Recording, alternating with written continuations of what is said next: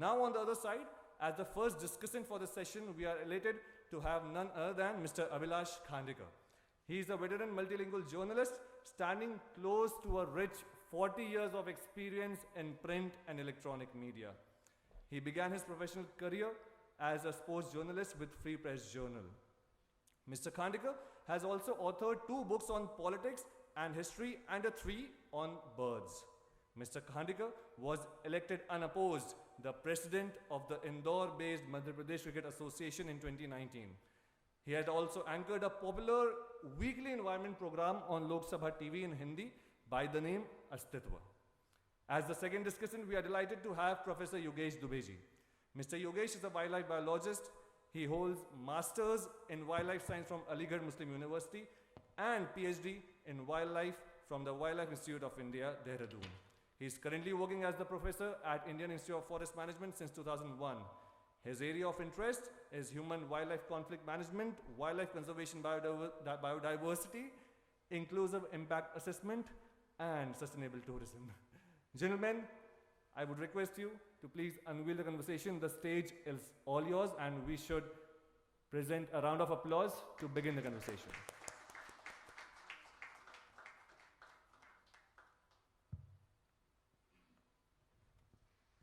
So can we have the single slide presentation of Pabla, so all 4 books?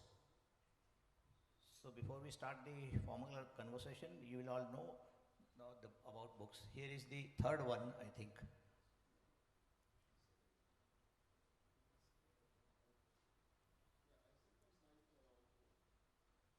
There is one more slide which shows all the 4 books. If you have, please display that here. Or otherwise, I'll show you.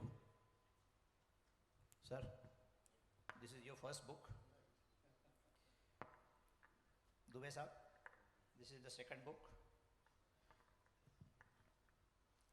Laws at War is the 3rd book that Pabla sir wrote. And I don't think this is the final book. This is 4th one he has said, but he perhaps could write one more book, that is besides Loving the Beasts.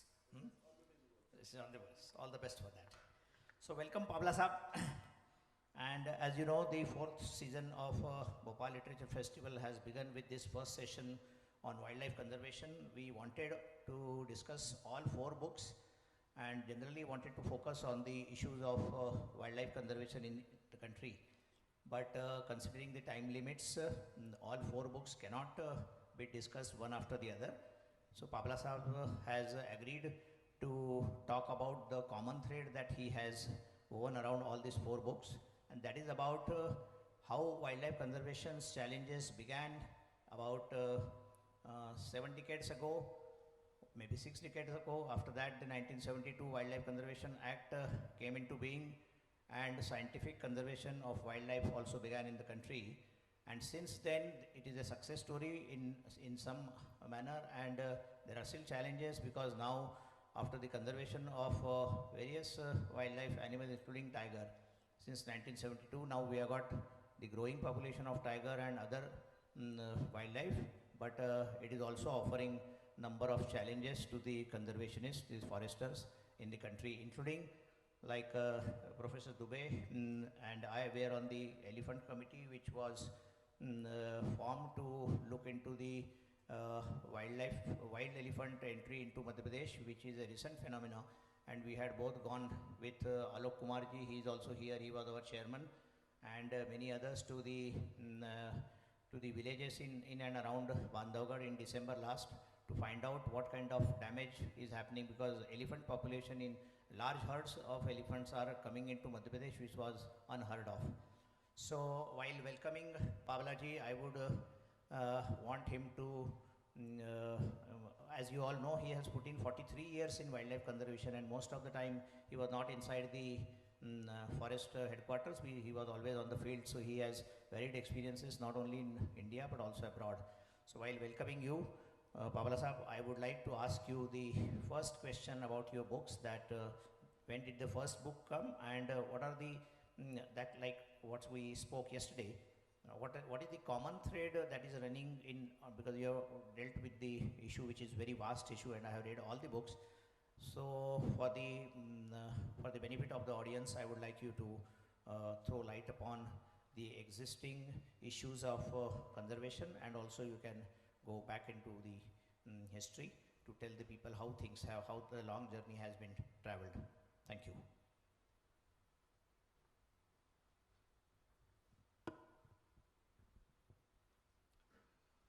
Good afternoon, everybody, and thank you, BLF, and all the organizers for inviting me and showcasing my books here. I must admit that I am very overawed by the occasion.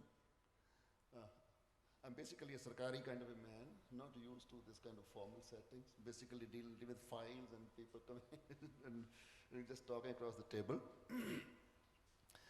So, wonderful to be here. Abhilash, I started thinking of writing a book sometimes, no, maybe 2007 or 8. But the first book came out in 2015, the one with the Wildlife Conservation India, A Road to Nowhere. The thoughts which went into that book, actually I didn't want to write 4 or 5 books, never thought I would be able to write 4 or 5 books. So I started writing one book.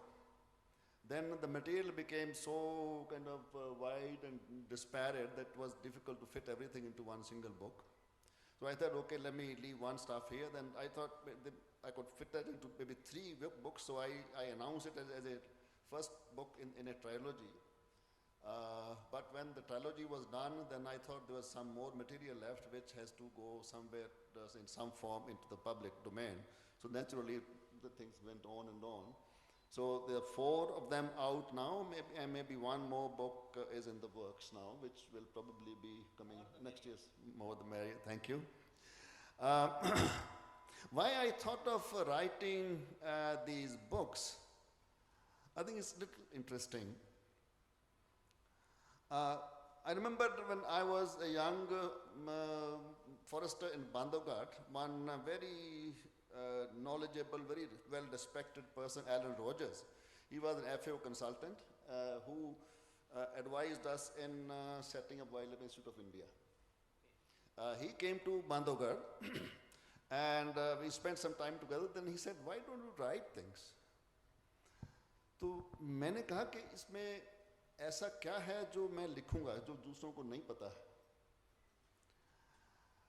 तो so I didn't think कि कोई ऐसी बात जो सब जानते हैं, हम सब एक ही काम करते हैं, एक ही किताबें पढ़ते हैं, एक ही जैसे experience है हमारे, तो we by and large will know everything. So writing the same things everybody knows, there's no point in that. But as the time passed, I think my understanding of things grew, maybe deepened, and I started having a vision which was slightly different from my peers and my community. So some of your peers thought that you are taking an absolutely, in your first book, that is Road to Nowhere, a very pessimistic view about wildlife conservation. Was it right? Not pessimistic. I want wildlife to be roaring and come center stage as something which we can all be proud of, not always be sorry about. Now, when you have more animals, that means you're creating more problems.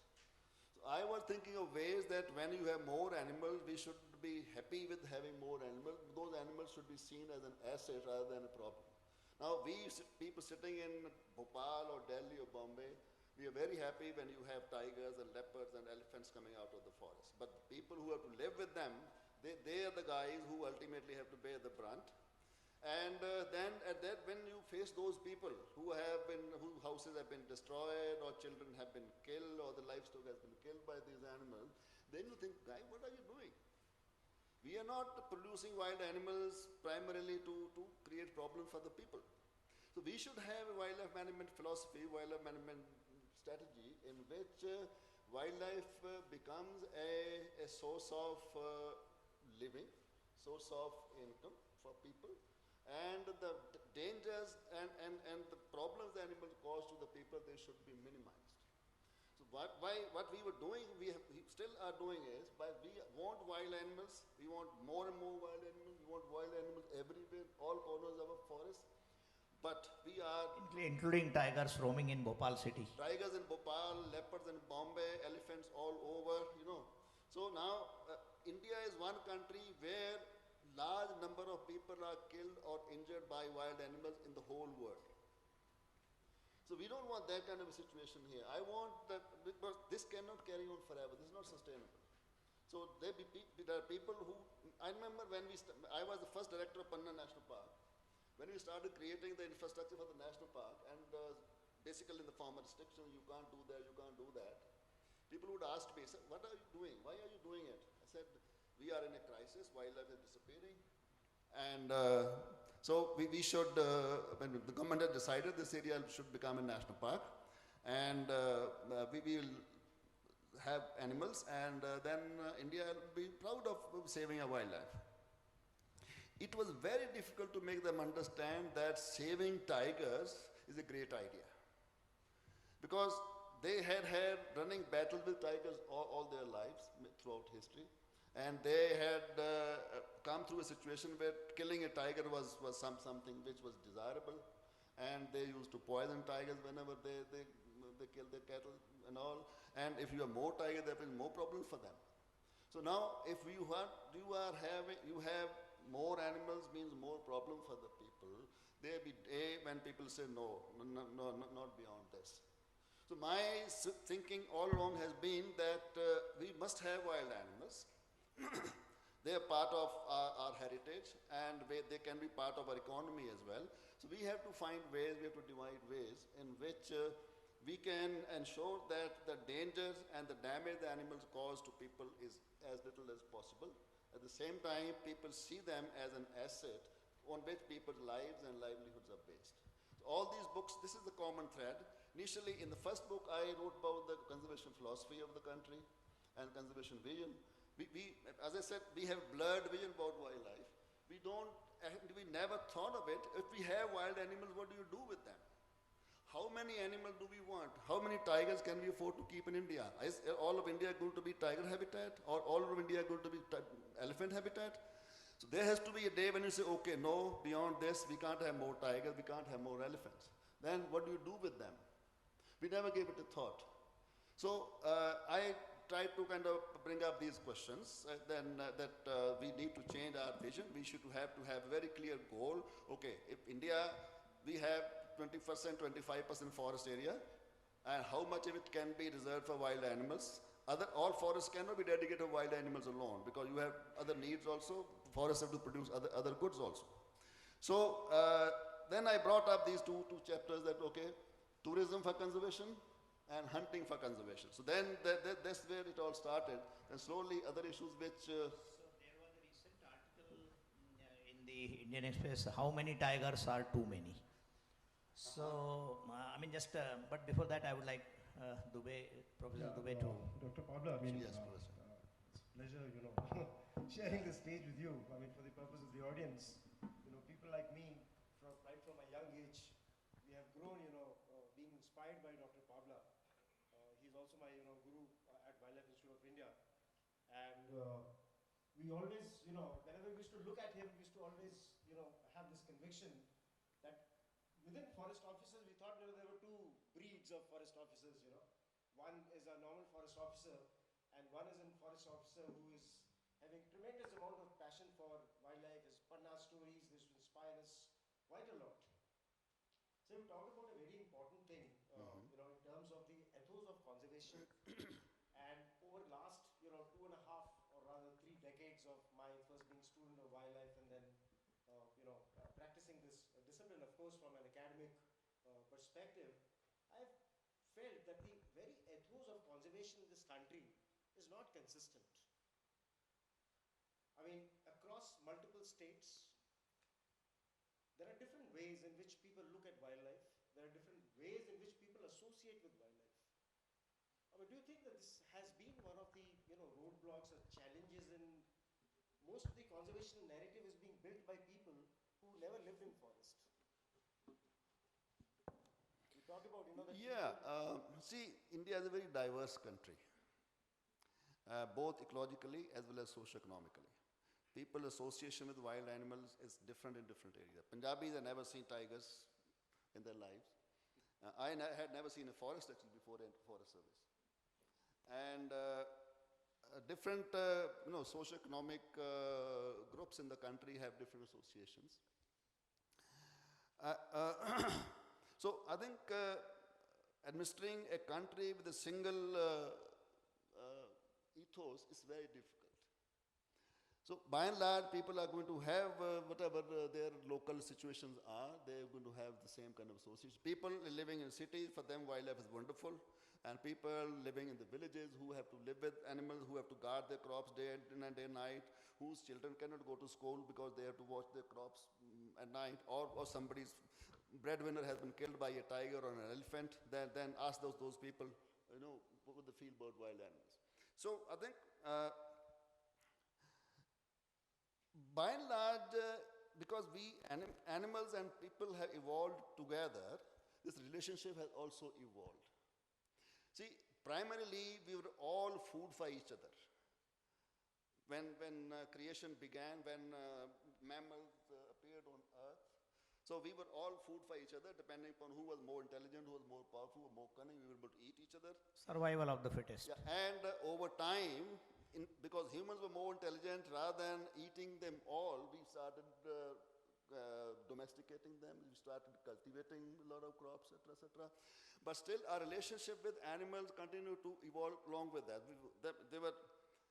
When we started settled cultivation, animals, herbivores were attracted to our crops, and we were able to hunt them. There was some kind of a symbiosis because we were producing food for them in the form of our crops, and at the same time, when they came to our crops, we were hunting them, and they were part of our food. But when human beings became too powerful, they became the technology came in. They started using the gun, they started weapons, yeah. Everything. And it's uniquely human that we started thinking about the survival of those species as well. Not that they're only food for us, we think that now we are too powerful, we are eating too many animals, killing too many animals. So we have to find a way of sustainable conservation. So in one of your books, Pabla Sahab, you have referred to Mrs. Indira Gandhi, who was instrumental in not only getting the 1972 Wildlife Conservation Act, also 1980 Forest Conservation Act, and before that in 1976, I think forest as a subject was not on concurrent list. It became a concurrent And concurrent list होने के बाद में सारा scenario बदल गया. So would you like to throw some light on that, the time when you had just entered the services, and how did it look like conserving forest as well as wildlife? Yeah, it's a very interesting little story in the sense Please, that please. when the Wildlife Protection Act came in 1972, there was a very clear. I remember our own Madhya Pradesh cadre IAS officer, Dr. Ranjit Singh Saab, was instrumental in writing that that act, that piece of In policy. 72, I think this was a wonderful piece of legislation which the country brought about. The basic structure was that all ground action will have to be undertaken by the states as per their local conditions, and center will have a supportive role. They'll provide finance, they'll provide technology, training, etc., etc., etc. So by and large, the Chief Wildlife Warden was the CEO of conservation in the state. While he was, he has to do everything as per the vision of the state government. Central government rarely came into the picture.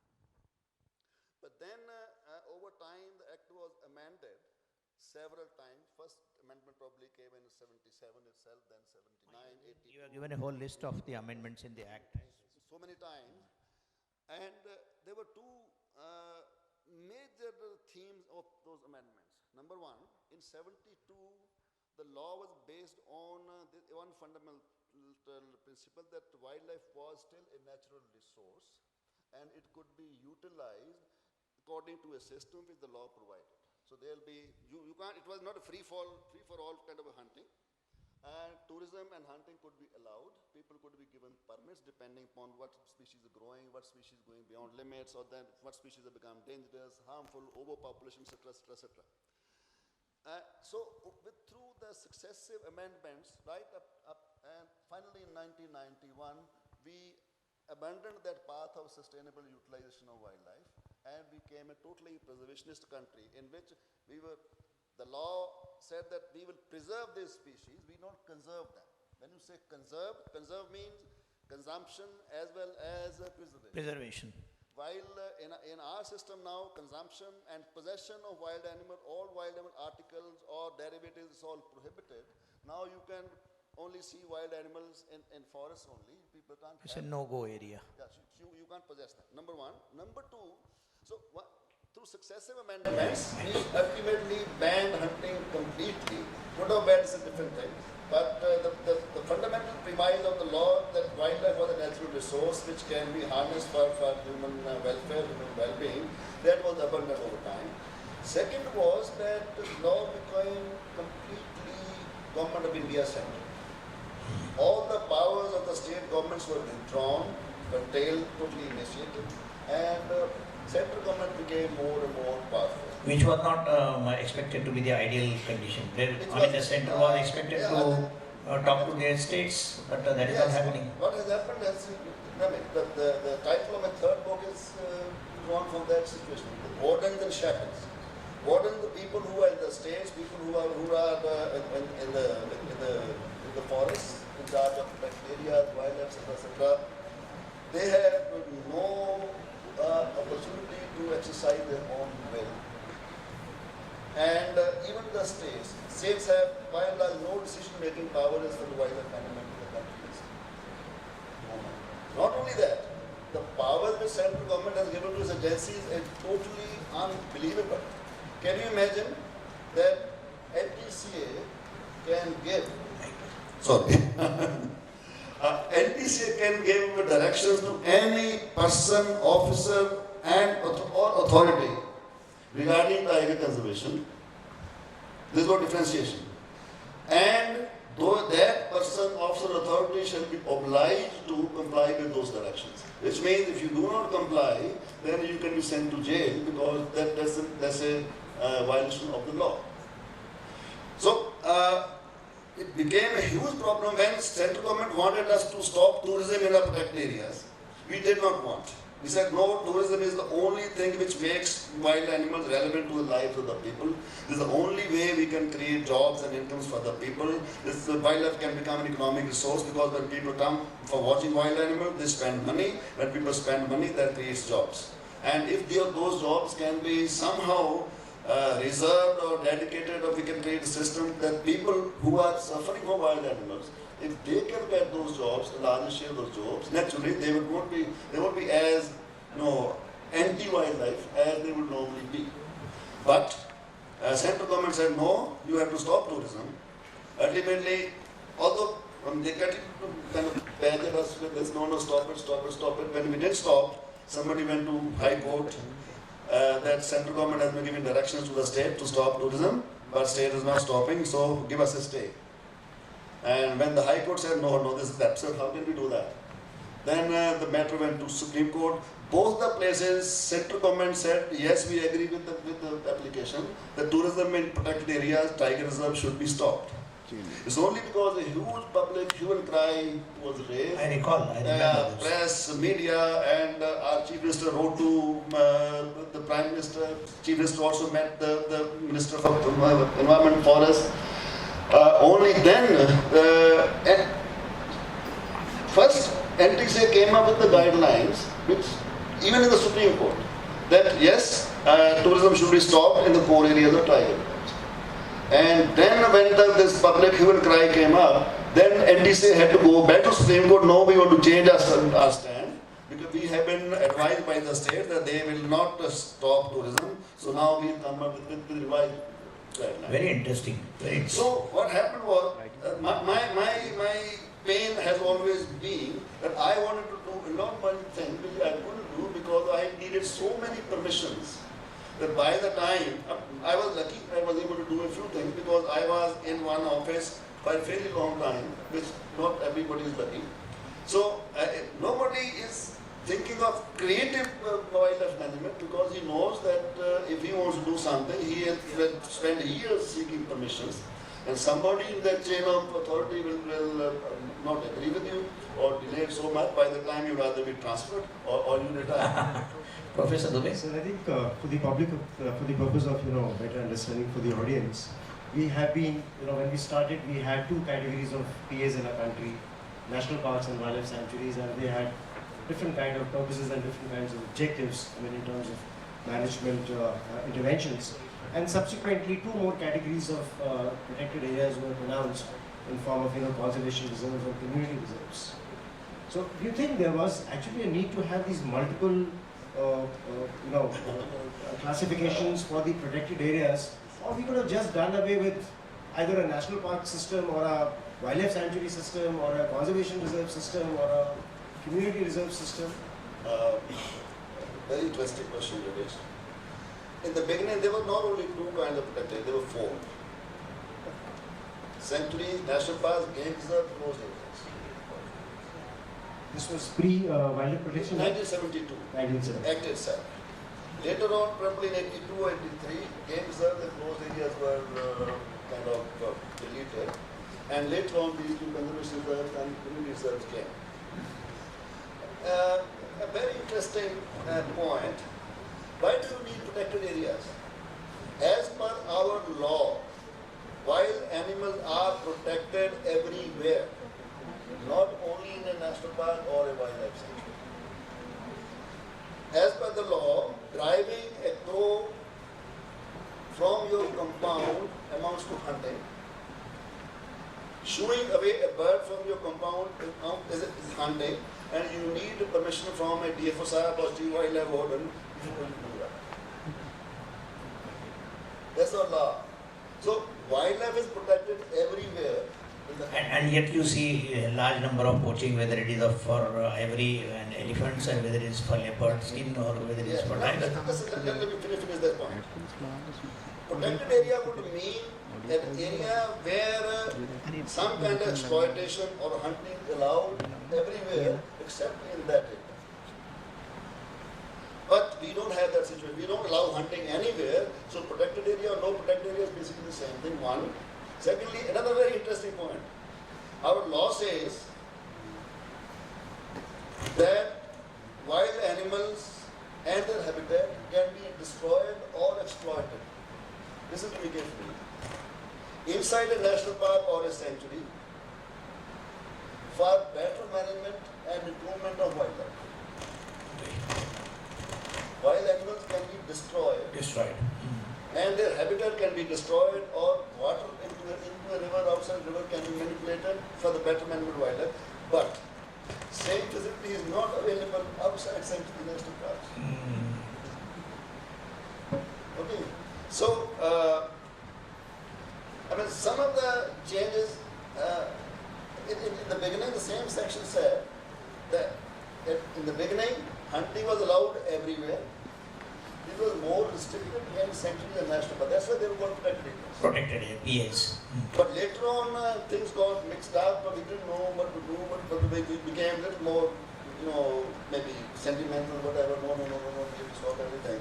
So now we have a situation that only difference between a protected area and the rest of the country is that in a national park or a sanctuary, even the habitat is protected. You cannot take out cannot do a lot of things with the habitat. In that particular area. I remember, when I was doing my And masters. one more thing, our reserve forests were the original protected areas. They are the mother of protected areas. Right from 1927 or even 1865. There's zero difference between a national park and a reserve forest. Okay? No difference. What you cannot do in a reserve forest, you cannot also do in a national park. But except that the penalties for doing an offense, committing an offense inside a national park is higher than the reserve forest. So by and large, I think we have complicated our legal infrastructure by creating so many laws, while the Indian Forest Act would have probably served the entire purpose of conservation with some little tweaking.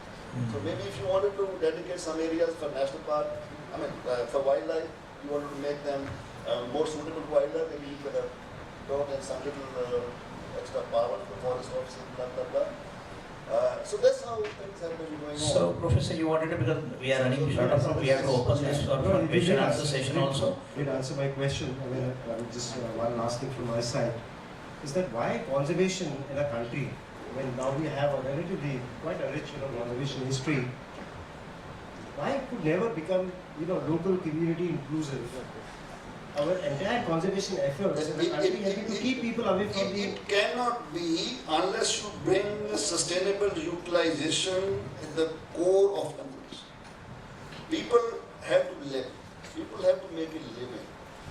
If your livelihoods are not connected with what you want them to protect, they will not protect. They'll turn enemies, which they are turning. Especially means only polemics, only sweet talk. Okay, you go, have a meeting with them, wildlife is wonderful, God created everything, so we should all try to protect them, blah, blah, blah. That doesn't fit their belly. That doesn't put food on the table. So what we have to do is, they have to see their livelihoods, their rozgar, roti roti connected with those resources which you want them to protect. Correct. And for that, we have to change our entire conservation strategy. Two things have to be center stage in conservation. Number one, minimum human-wildlife conflict. Which is actually growing now. Now look at this. Our law permits that if an animal becomes dangerous for human life or property, it can be permitted to be killed. Okay? But it's a very complex process. No, what we say, what law says, but before you kill a man-eater, you should try to capture it. And only when you fail to capture it, you can have it killed. So, in the meantime, the tiger keeps on killing people. That happened in Avni's case in Maharashtra. Avni's case. And when you finally kill it, they take you to court. Not only that, even if you capture an animal, the law says that you have to capture it without any trauma. Now, when you capture a wild animal, how can it be without trauma? And so, NGOs can always take the chief wildlife out of the DFO to court, and maybe he waste, I don't know how many, a number of hours defending himself or the department, saying that no, we did everything which the law wanted us to do. So now the Maharashtra people, They got him killed. They got him killed. It was killed. Uh-huh. The chief wildlife was taken to court. He's retired. He's still facing Still facing. So, I would like this thing to the question answer session if Pabla Saab allows me to do that, because time is running out. I have been told that there are only 5 minutes left.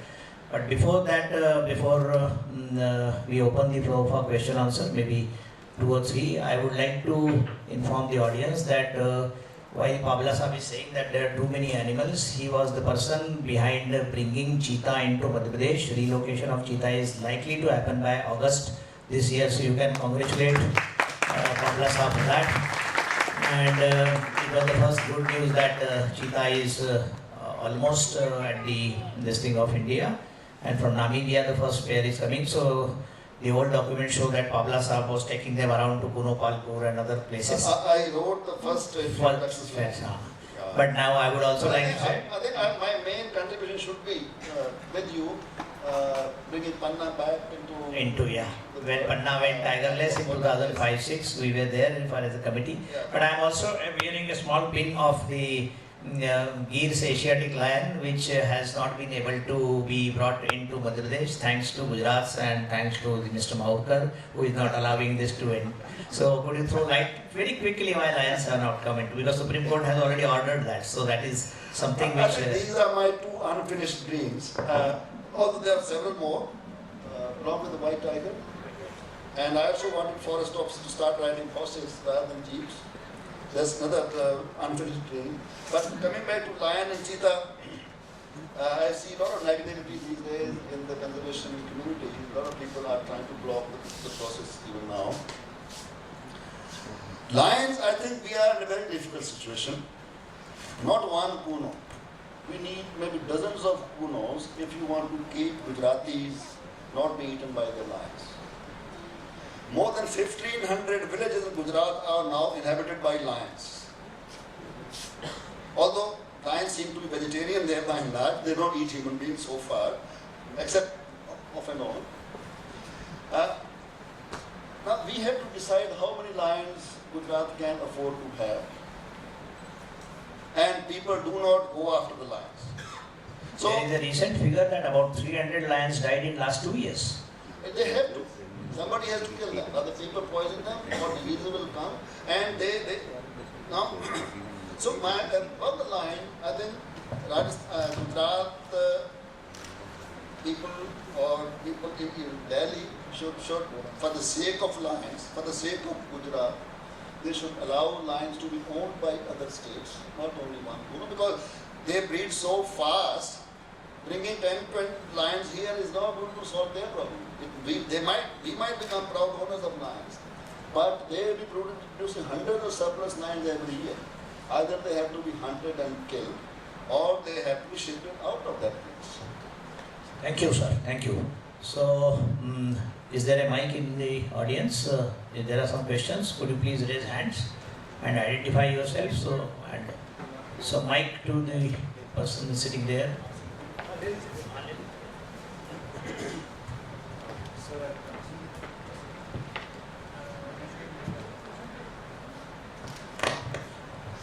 Sure.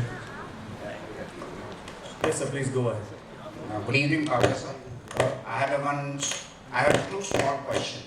Please be brief in your As, question. as Could you also introduce yourself? my name is Prabhas Jetli. I belong to Bhopal, and I try to do the conservation for the tigers in Bhopal itself. Though we have a lot of tigers in Madhya Pradesh, but we have to see the tigers of Bhopal also. My first question to you, sir, as Abhilash ji said, that you had some support, you had some initiative for the Pagpur Kuno cheetah project. As you know, last year we had a big flood in Kuno. Have our government, have our wildlife, had studied from last 50 years, was there any flood? If suppose in future, when the cheetahs will come and there will be flood, how we are going to manage it? Secondly, what about tigers of Bhopal, which are coming since 1990, and the government of India's mission, Green India Mission project has been started in the deemed forest, which has been declared by the MOF and the NGT. Can you give some light on it? Okay, thank you. One about Kuno. I don't think any flood has covered the whole of Kuno. These are natural events, they'll keep happening off and on. We haven't heard of floods in Kuno last 50, 100 years, maybe that even, I don't even remember if there was such a huge flood which would cause concerns in Kuno. And now, even if you don't have lions, other animals are equally important. If they can survive, lions would have survived, not an issue there. And, or cheetah. I don't know whether you did talk about cheetah or the lion? I talked about the cheetah. Cheetah. I'm not a very religious man, and I'm not really totally scientific on these issues. I'm as emotional as anybody. No. I think coming of cheetah into India will be a wonderful thing, not for any scientific reason, but because it can create an entirely different picture of wildlife management in India. People say that we need cheetah because the grassland ecosystem will get support and it will start playing a natural role of a predator. We don't have any, shortage of predators there. We have tigers, we have wolves, we have jackal, we have hyenas, everything is there.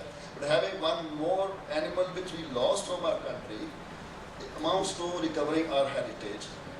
There will be some risk, there will be some problem, maybe we'll fail once or twice, don't know. But I think getting a heritage back is a wonderful idea, and it can do wonders for that area. It's a God-forsaken place, inhabited by very poor people, Saharias and others, and if an economic activity can start in those remote parts through tourism, I think we can create thousands of jobs for those poor people. I don't know whether you know, Australia created 15 national parks in the remotest parts of Australia to kickstart economic activity. We see national parks as anti-development, anti-economic, So these areas where we have no economic activity, far-flung area, no electricity, no roads, nothing, and people have no livelihood option. If you can bring a animal like that, which people die to come and see, only place in India which can show that, I think we can do wonders for them. And those little risks will always be there, and that's our job, dealing with those risks. That's one. Secondly, tigers have no future inside Bhopal or around Bhopal. Let's not be very sentimental about it. Tigers are good in forests. Not today. If not today, tomorrow they will become a danger to someone. People are going to die. By protecting tigers in a heavily inhabited area, we are creating danger, risk for people.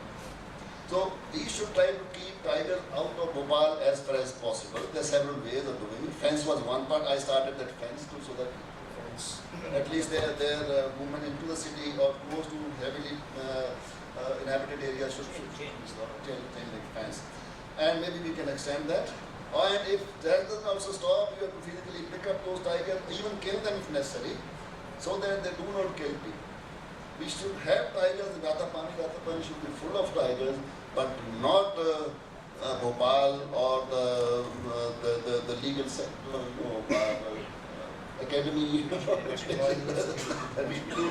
We should try to do that. Because if even one child dies, we'll have murder on our hand because we did not prevent it. Don't you think we have to... No, second question, Prabhat. Last No. Sir, last there are many others, please. Sir, one question. Sir, don't you think we have to create the corridor from Abdullahganj to Kyuni Ashram? We should have it, but not through Bhopal. Thank you. Okay? Yeah. My question is for Mr. Pabla and Professor Yogesh Dubey. You see, we have seen an increase in the... Can you hear me? Please introduce yourself. I am Uday Mahurkar. I am an author. I am also commissioner with the Central Information Commission. Very nice. But I have come here as in my capacity as an author. Okay, good. I was a journalist till 18 months ago. And I have covered wildlife also. I was in Gujarat for 28 years. You see, there has been an increase in the pace of development. And somehow it is being observed that lots of projects are being cleared through the sanctuaries. There's one issue came, where a road with a divider was sanctioned through the Kahana Page corridor. Of course, now they have accepted the idea of elevated highways. Yeah, we have underpasses. Yeah. So that is a good thing. The government was not prepared about 6 years ago. It is now accepted. Now, What's the question, sir? my question is that some even might describe it as a clash between development and wildlife conservation. How do you look at it? Suppose a road is being sanctioned through Dudhwa or Rajaji, how do you look at it? Okay, so there are two kinds of situations. One is a development project locating or passing through a sanctuary or a national park. That's one. Second is a project in a corridor area, which is not a sanctuary national park, but connects to two sanctuaries or national parks. I'm sometimes afraid of saying things which create problems. No, I was always free even in service. There's no problem. The problem is, I am going to say something which will create problem for the country. No law permits the location of a development project inside a sanctuary or a national park. No law, not even Supreme Court can do that. Section 29 and 35, 29 regarding sanctuaries and 35 regarding national parks says, sorry, I'm not used to holding mic in my hand. No person shall destroy or exploit wildlife or its habitat in sanctuary or national park, except, as I said, for the better management and improvement of wildlife. No person. And if that has to be done, it has to be done under Department for the Chief Wildlife Warden, which will not be given without the consent of the state government, and in the case of a sanctuary, the state board, in the case of a national park, the national board. Supreme Court has said that no land in a sanctuary national park be diverted or excised from a sanctuary national park without the permission of the Supreme Court. But we have seen hundreds of thousands of projects are cleared by the state board, central board, CEC, NGT, Supreme Court, despite there being no provision in the law. Clearances are given by our boards. We both have been members of the White Yes, 29 and 35. 29 and 35 have no opening for sanctioning these things. If we want, I can understand that we need development, and sometimes it may be impossible to locate a project outside a sanctuary national park. If you want to do that, amend the law, please. But you have no business violating it. That's one. So it's a clear clash, and we need to amend the law, or maybe we should issue an ordinance to be able to do things properly rather than doing them illegally. Sir, I'm extremely sorry to interrupt, but since we are running out of time, I would like to go ahead with one last question. Okay, let me answer this question, the last part, the second part. Going through a corridor, again, this is a little of a mess. All of India is a corridor for wildlife. Section 38 OG of the law of the Act says NTCA and the National Board for Wildlife have the responsibility to ensure that no land, I'm cutting it short, between two protected areas is diverted for ecologically unsustainable uses. No land. So now, except in public interest. Now, if you want to do that in public interest, you can do that. But building a house in Bhopal and Delhi also requires NTCA's permission, because we are sitting in a corridor, protected areas all over the country. We have Dachigaon National Park in Kashmir, and we have Marine National Park in Tamil Nadu. So what is happening is, you have to locate your projects. Forests sometimes will have to be sacrificed, but the law has to be straightforward and everybody understands that things are done properly or not. So, India is the most dense country, human-wise, in the world among larger countries. Our land availability, both forest and non-forest, is 10% of the global average. So our conservation strategies have to be different from the rest of the world, because they have plenty of land. They can always keep wildlife and people separate. We do not have that level.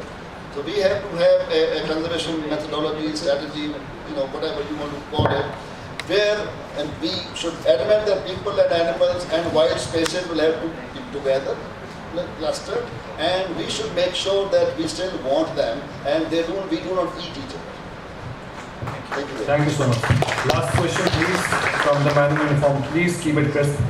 Good evening, sir. My name is Deepak, and I come from Sashastra Seema Bal Academy, Bhopal. Yeah. Sir, my question is, I want to know from your rich experience in the ground, and since your book, Laws at War, it shows a law enforcer. And we have spoken in this session a lot about the laws. So I want to know how much of this aspect, that the issue that we are talking about, also depends on the law enforcers and how much discretion or other contribution they can make. And if there is something, what changes would you suggest in their modus operandi that can better protect the wildlife? Thank you. Thank you, sir. I think laws and law enforcement go hand in hand.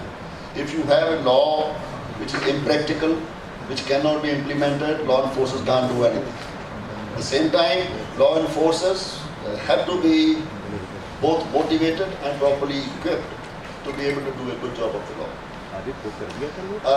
We have, the title of my book is Laws at War. We have laws at war with themselves. Lot of internal contradictions in, say, in the Wildlife Protection Act. One section says one thing, another section says something totally opposite. Second is, we have laws which are at war with each other.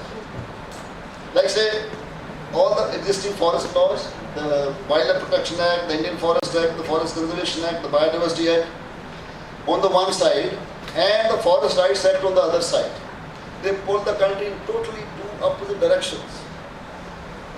National Park, Sanctuary, Tiger Reserve, Reserve for Protected Forest, the fundamental philosophy behind them was that there should be no private right in these areas. And these areas were created after settling and acquiring all those lands, settling people outside and paying them compensation.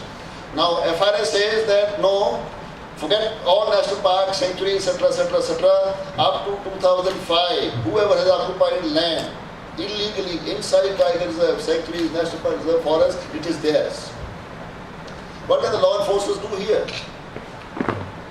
So law enforcement is a very important issue, but at the same time, laws have also to be sensible and they should be prone to proper implementation rather than making it difficult for the law enforcers. As I said, Wildlife Protection Act, if you read one section, you have to take one action. If you read another section, you have to take totally opposite action. So I think there's a lot of scope for improvement, both the enforcement agencies as well as in kind of rationalizing the laws. Okay, thank you so much, gentlemen. I'm sure it's all good. So now, let me invite on stage Mr. Raghav Chandra, sir, the Director of Pembroke Society of Culture and Environment. I would request him to please come forward and present the memento to our speakers as a token of love, respect and gratitude. It's a painting based on tribal art made by Padmashri Bahuri Bai ji. And मैं चाहूँगा कि हम सब तालियों के साथ इस खूबसूरत पेंटिंग को अनवील होता हुआ देखें. A painting for our author Pabla ji. There it is, a beautiful painting by Padmashri Bahuri Bai ji.